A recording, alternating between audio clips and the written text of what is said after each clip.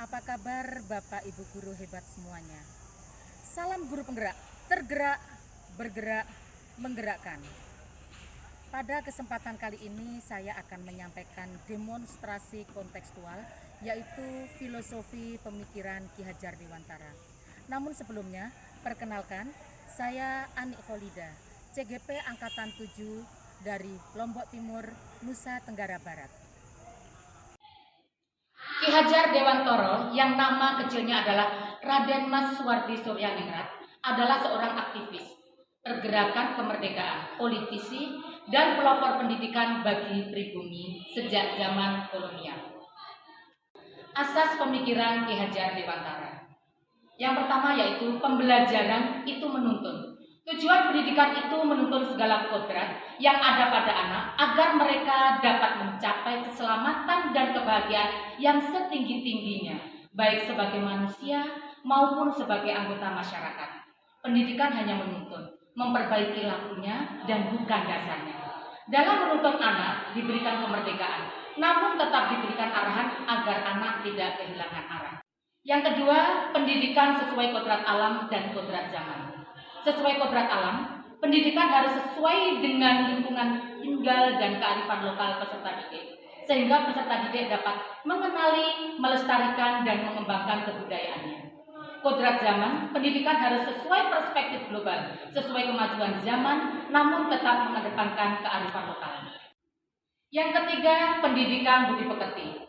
Budi pekerti adalah keseimbangan hidup antara cipta, rasa, dan karya.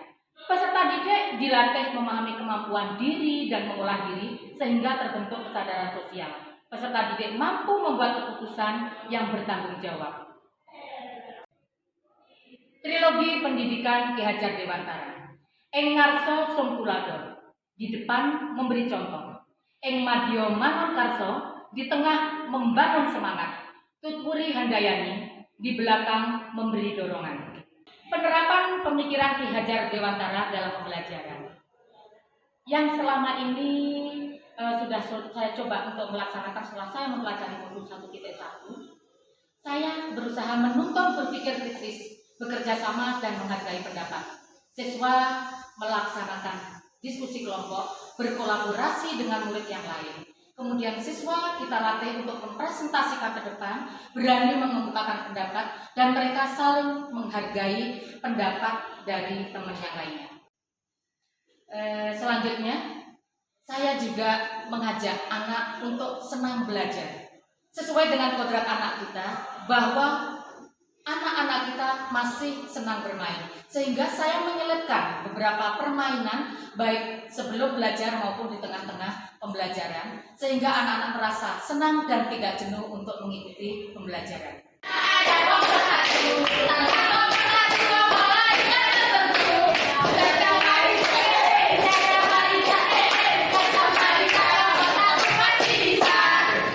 Iya.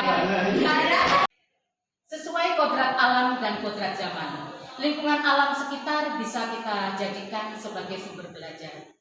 Yang saya lakukan kemarin, saya mengajak murid-murid saya untuk mengunjungi bengkel-bengkel di tempat lingkungan sekolah kita untuk pengambilan data secara nyata. Kebetulan materi yang saya sampaikan adalah statistik, yang dalam hal ini anak mengambil data kemudian menyajikannya dalam bentuk diagram sesuai dengan kesepakatan dari kelompok masing-masing. Kita berkunjung ke bengkel bangunan, bengkel otomotif, bengkel mesin, sehingga anak merasa lebih mengenali lingkungannya. Selain itu, saya mengajak anak-anak untuk terbiasa menggunakan teknologi dalam pembelajaran. Mereka mencari data melalui website sekolah, kemudian mengenalkan beberapa penggunaan alat teknologi yang bisa menunjang kegiatan belajar di berbagai bengkel yang kita kunjungi. Mengajak siswa untuk bergotong royong dan kerjasama. Setiap pagi saya membiasakan dan mengajak anak untuk membersihkan kelas masing-masing, sehingga akan tercipta tanggung jawab menciptakan lingkungan kelas yang bersih dan sehat, dan itu membuat nyaman kegiatan pembelajaran kita. Menanamkan sifat religius pada diri anak. melaksanakan intan pagi sebelum kegiatan belajar mengajar. Bergiliran siswa dari satu kelas ke kelas yang lain untuk menyampaikan kultum sesuai dengan materi yang sudah disepakati. Kemudian selain itu, saya mengajarkan nasionalisme kepada anak-anak, yaitu dengan cara sebelum kita memulai pembelajaran, kita menyanyikan lagu kebangsaan dengan harapan anak-anak kita mempunyai jiwa nasionalisme yang tinggi. Marilah kita bersatu, Indonesia bersatu, hiduplah tanahku. Melestarikan budaya daerah dengan mengenalkan lagu-lagu daerah. Sudah kewajiban kitalah sebagai pendidik, kita mengajak anak-anak kita untuk melestarikan budaya daerah kita.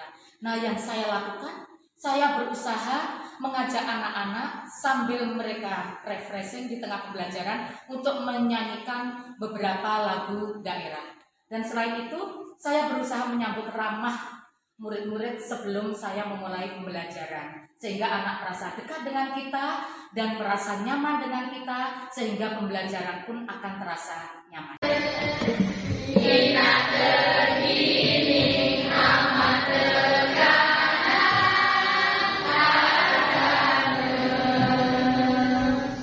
berlebihan dengarkan piring dengarkan. Ya. Semangat. Tantangan yang saya hadapi dan solusi yang kira-kira akan saya terapkan dalam penerapan pemikiran Ki Hajar Dewantara. Tantangan yang saya hadapi dalam penerapan pemikiran Ki Hajar Dewantara adalah pendidikan sesuai kodrat zaman, di mana pada saat ini anak didik kita berada pada generasi Z, generasi milenial yang pengaruh teknologi sangatlah kuat. Sebagai seorang guru, kita harus tetap mengawal anak didik kita agar tidak terpengaruh oleh hal negatif dari perkembangan teknologi tersebut, dengan memberikan pemahaman untuk menggunakan teknologi yang tepat untuk hal-hal yang positif, serta melakukan kolaborasi dengan orang tua merupakan solusi yang setidaknya bisa memperkecil efek negatif yang akan muncul pada anak didik kita. Bapak Ibu guru hebat, demikian yang bisa saya sampaikan. Semoga bermanfaat. Terima kasih. Wassalamualaikum warahmatullahi wabarakatuh.